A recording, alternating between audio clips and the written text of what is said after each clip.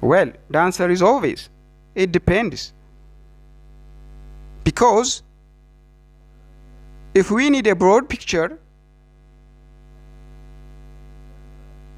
we need to use convergent parallel design.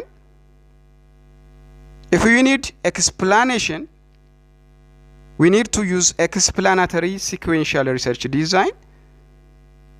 And if we are exploring a new topic, we should have to use exploratory sequential design. And if our focus is, or if you have a main focus but want an extra insight, we should have to use embedded research design. And if we want to create a change, we should have to use transformative research design. Here, guys, the best part is mixed method research design gives you the whole story. Not just the numbers, not just the words, but everything in between.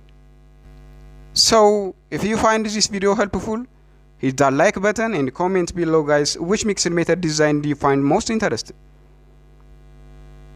And don't forget to subscribe for more smart research insights. Until next time, stay curious and keep